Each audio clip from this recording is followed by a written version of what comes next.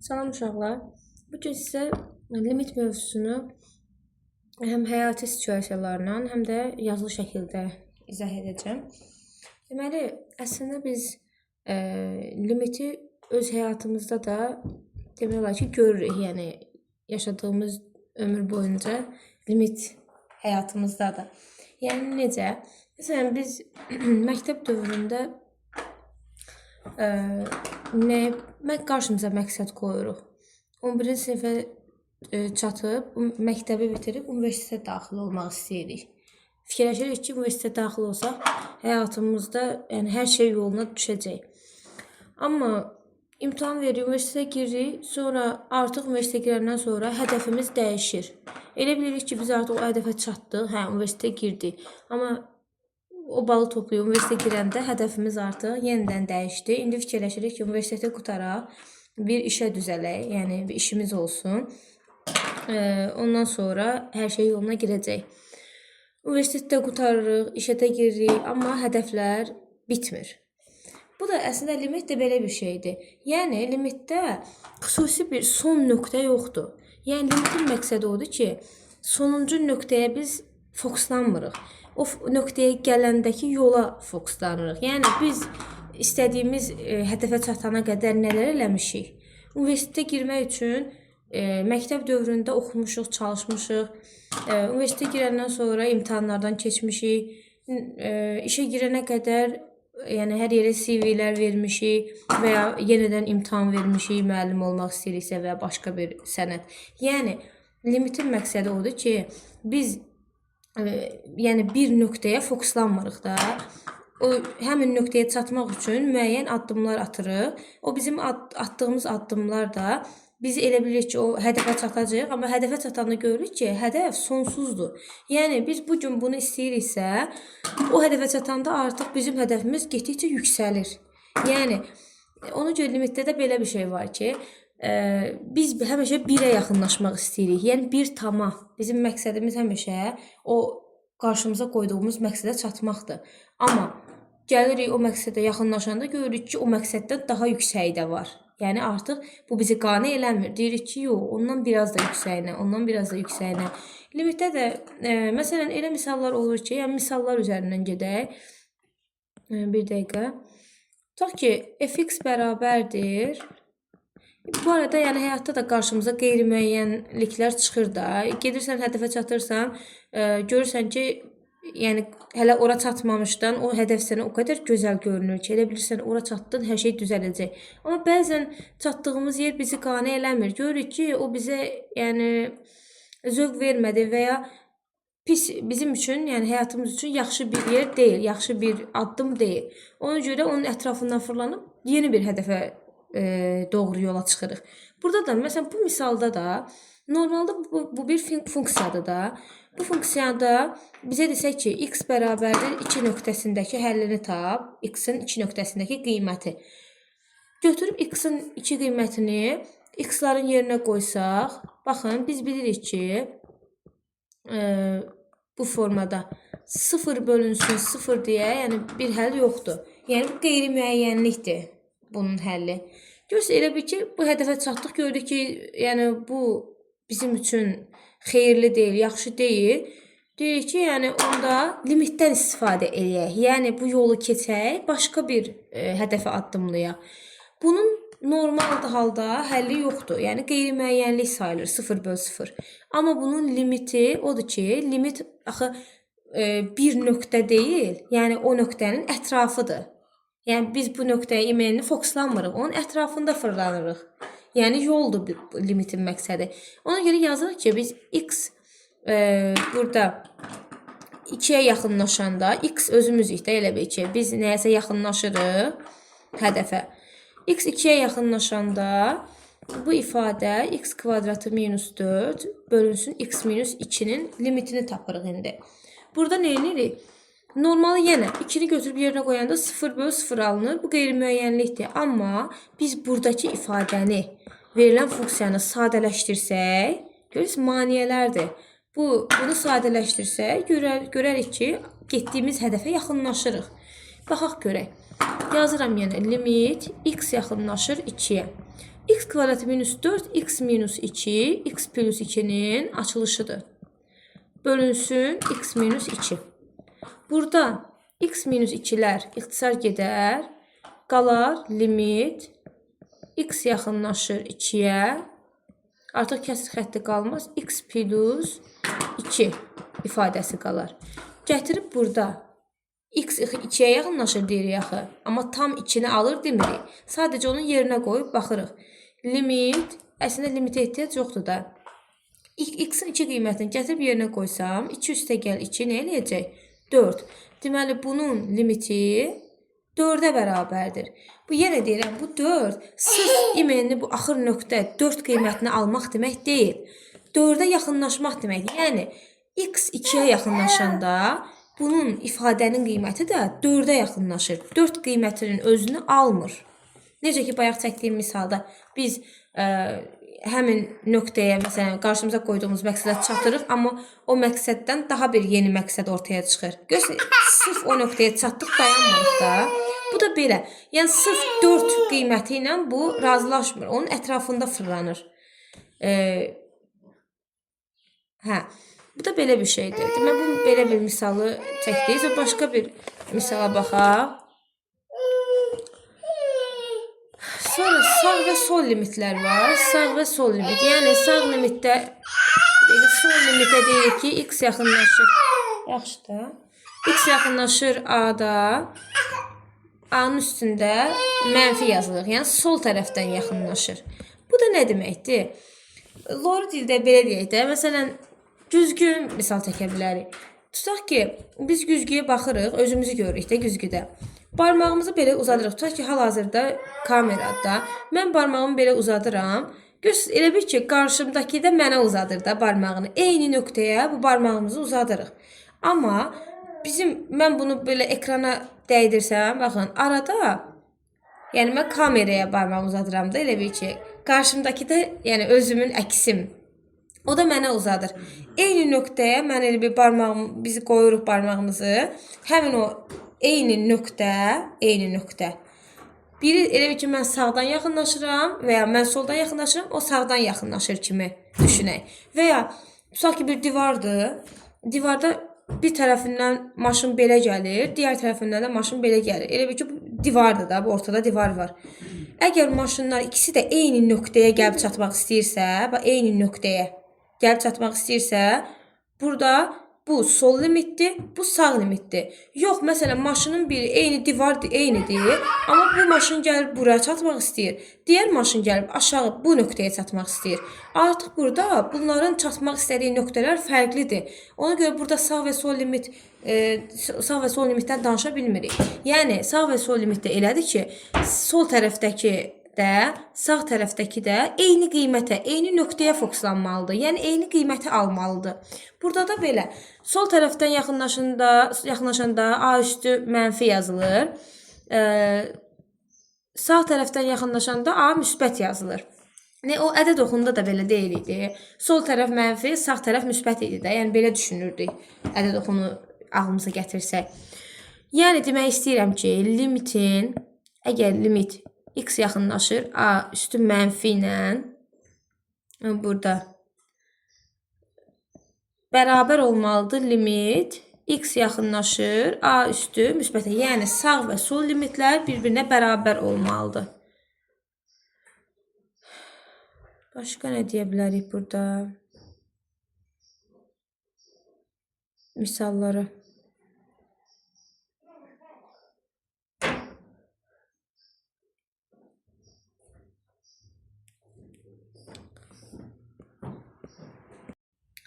Deməli, limitdə belə bir xassələr var.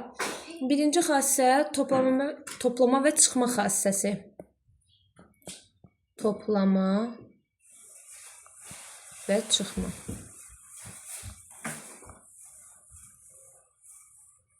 Çıxma xassəsi. Yəni, nə idi ona? Misalla baxaq.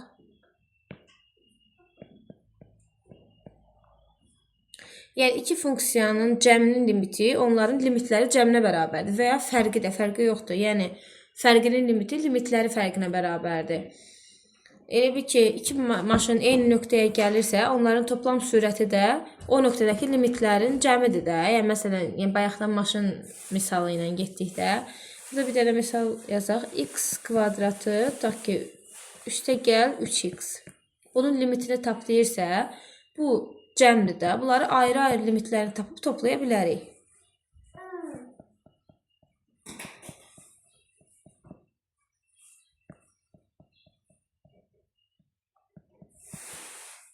Ayrı-ayrı limitləri, yəni 2-nin gətirib yerinə qoyursunuz qiymətləri. 2-nin kvadratı burada 4, 2 vurur 3, 6. Cavab olacaq 10. Birinci xassəsidir. İkinci xassəsi, bu çıxma üçün də keçərlidir bu arada. Yəni artıq çıxmanı ayrıca göstərmirəm. Eyni şeydir. Sonraki xassəsi nədir? Sabit ədədin çıxarılması xassəsi. Deməli, sabit ədəd dəyişmir ki, o sadəcə sürətini artırır. Yəni, maşında düşünəkdə, yəni o sadəcə sürəti artırır, amma hədəf dəyişmir ki, sabit ədəd, yəni hədəfi dəyişdirə bilməz. Ona görə də belə misala baxaq. Tutaq ki, limit x yaxınlaşır 5-ə, 4x kvadratı. Baxın, buradakı bu 4 sabit ədəddir də. Bu sabit ədədi çölə çıxarıb yolumuza davam edə bilərik.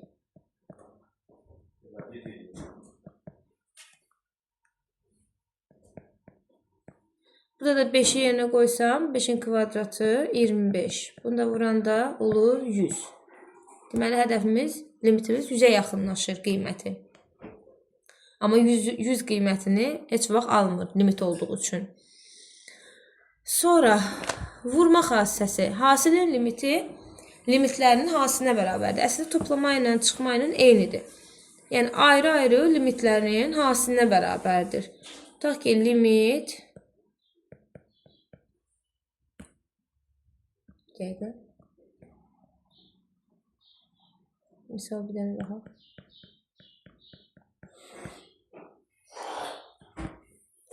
Hasil olduğu üçün ayrı-ayrı 2 dənə limit şəklində yaza bilərik.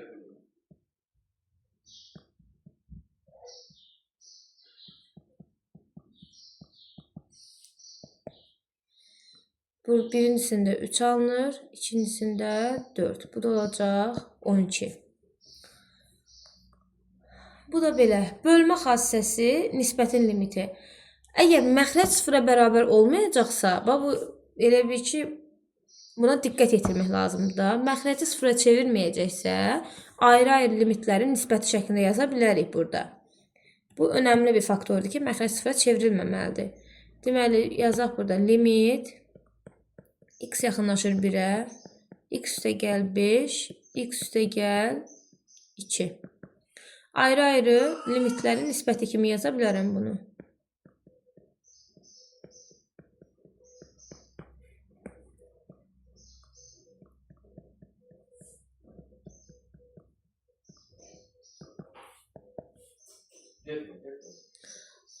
Yuxarıda 6 alındı, aşağıda isə 3. Bu da olacaq 2.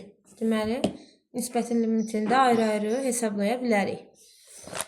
Sonra qüvvət və kök işarəsinin xassəsi var. Şimdi bir köklə olan limit yazaq.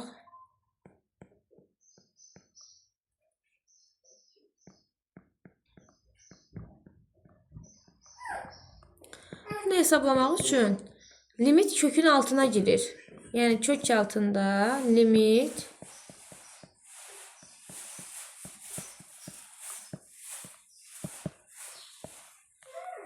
artıq bunu hesablayıb kökdən çıxaracaqsınız. 4'ü qoysam 16, 16'nın üstə 9 qoysam 25. Demək kök altında 25 olacaq. Bu da 5'ə bərabər olacaq. Bu da belə. Gör başqa misallar nə yaza bilərik? Məsələn, eyni misalın içində həm çıxma, hasil, toplama belə ola bilər, belə bir şeylər ola bilər, ayrı-ayrı. Onlar da yenə qaydanı tətbiq edib ayrı-ayrı yaza bilərsiniz limitlərini.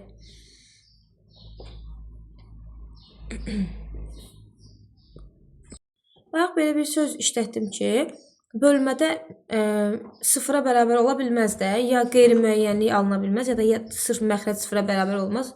Daha doğrusu olsa, bölmənin xassəsini tətbiq eləyə bilmərik. Yəni ayrı-ayrı limitlərin nisbəti kimi. Gəlin buna aid bir dənə misal yazaq.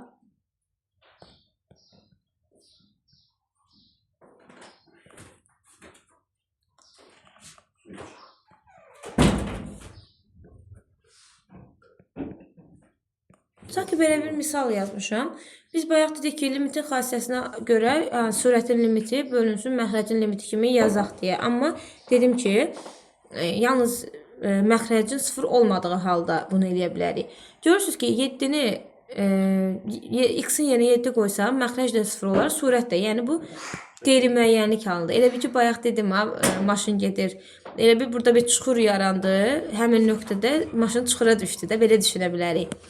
Yəni onu o yolla gedə bilmərik. Əvvəlcə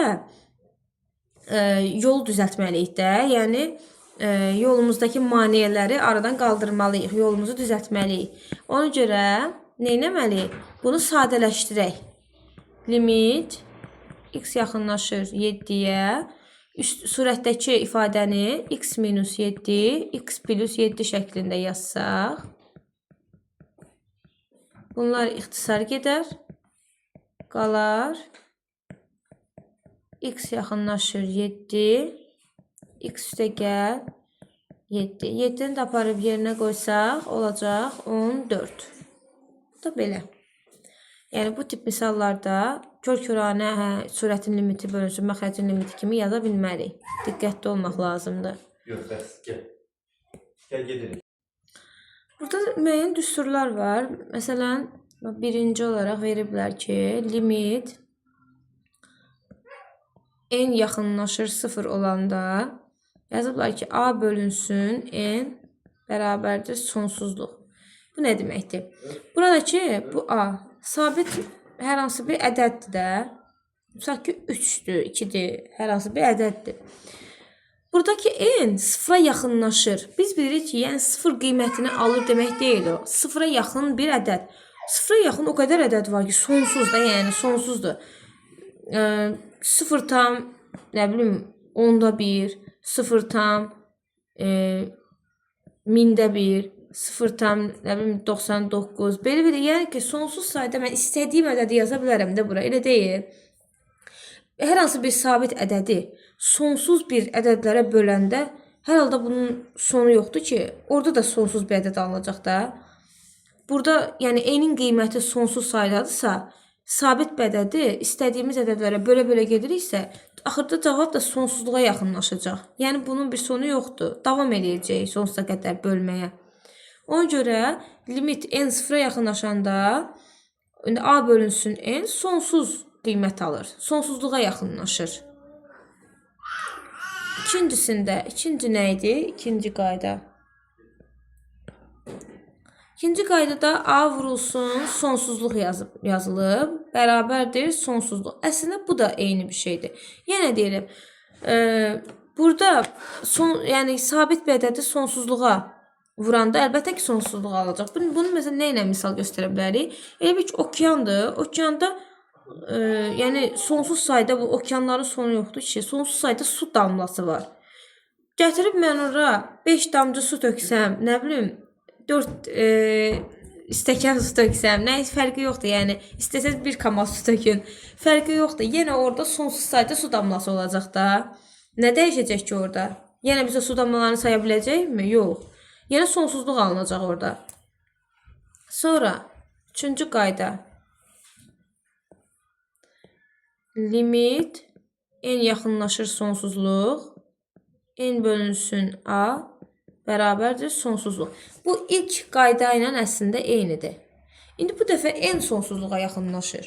Yəni n-in sabit bir qiyməti yoxdur. Sonsuz dəryadır. Nə qədər desən qiymət qoya bilərik. Onda mən onu yenə bir sabit ədədə böləndə yenə cavabda sonsuzluq alınacaq axı. Nə fərqi var ki, ədədi sonsuzluğa böldük ya da sonsuzluğu ədədə böldük. İstədiyim bir ədədi götürəcəm də. Bu sonsuzluğun içində yəni istədiyimiz qədər ədəd var. Ona görə orada da cavab sonsuzluğa alınır.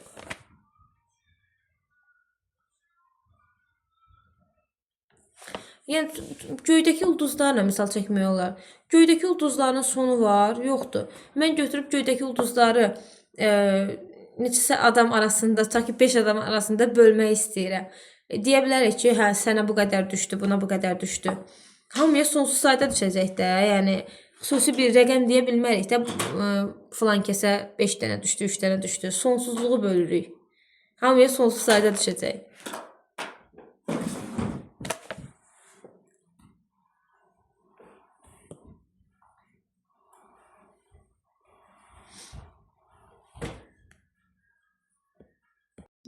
Amma baxın burada belə bir şey var. Limit n sonsuzluğa yaxınlaşanda a bölünsün n bərabərdir 0. Amma bu bayaqki n deyil. Bu a hər hansı bir rəqəmdir də, elə deyil. Tutaq ki əlimdə 3 dənə şokolad var. Şokolad. N də sonsuzdur. Dünyada da deyə bilərik ki, məsələn sonsuz sayda adam var da. Əlimdəki o şokoladı sonsuz sayda adama necə bölə bilərəm ki? Hərəyə nə bilim 0 tam, demək olar ki 0-a yaxınlaşan bir gözlə görünməyəcək qədər, yəni bəlkə də nəsə düşər də mikroskopik ölçülərlə. Yəni müəyyən bir miqdardakı olan bir şeyi sonsuza bölə bilməzsən. Hər adama 0-a yaxınlaşan bir rəqəm düşəcək. Demək olar ki 0 olacaq da. Düzdür, burada sırf 0 deyil, nöqtə də olsa bir şey düşəcək də hamıya. Amma yəni başa düşə bilərik ki, səndə olan müəyyən miqdarda, müəyyən sayda olan bir əşyanı, bir şeyi sonsuz sayda adam arasında bölə bilməzsən, sonsuzluğa bölə bilməzsən. 0-a yaxınlaşacaq onun qiyməti.